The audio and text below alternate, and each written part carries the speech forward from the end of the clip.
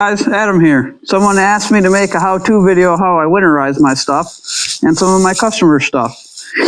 First things first is you're going to fill your gas tank, fill it right to the top.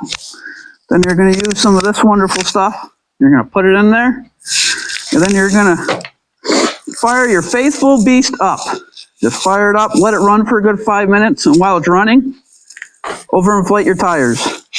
You don't want to go too crazy, but enough that you won't create a flat spot in the bottom of your tire with your bike sitting all winter long. After letting your bike run for a good 5 minutes, you're going to shut it down and then grease your chain up good. That prevents it from rusting over the winter. One big thing that some people fail to mention when they're making these videos is if you got a carbureted bike. You're going to do pretty much the same thing, but with a couple extra steps. So you're going to let it run for your 5 minutes with your stable in it. And then you're going to turn the gas off. It's going to have something like this, called a petcock. And then you're going to let it run itself out. Just let the bike die in itself with the gas off. And then one big step that a lot of my customers fail to do is you're going to open up your drain screw here on the bottom. It might be a Phillips screw or it might be a little Allen head, but they're all the same. And then you're just going to take it and you're going to open it and see how it's draining the rest of the fuel out of the carb. And then what I do is I just let them stay open all winter long. But you got to remember when you take your bike out in the springtime to close it, or else as soon as you turn that gas back on, you're going to have fuel spilling everywhere. And this prevents you from having to have somebody rebuild your carburetor, because even though they say it's ethanol-free gas, it's not really ethanol-free. They're allowed to put a certain percentage in it.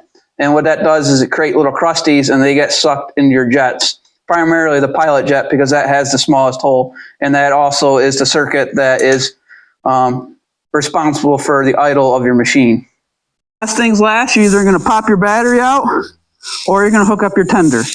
A lot of times what I do is I just hook up my tender on my bikes. I work on them during the winter, so it's just easier for it to always have power. Most people like me usually have a long winter ahead of them. That's a great time to finally do those things you've been putting off, whether it be changing your tires to some fresh ones, changing your brakes. You want to check your fork seals, check your steering stem bearings, your swing arm bearings, doing your wheel bearings when you're changing your tires.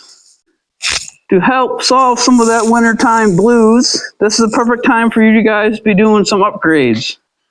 Whether it be the flush mounts, or a nice taillight delete kit that a lot of people love, maybe new mirrors, a windshield, some bags. Any other helpful hints or anything you guys want to see? Don't be afraid to ask. I apologize if I butchered the crap out of this video. Public speaking is not my thing, and it's something I'm trying to get better at.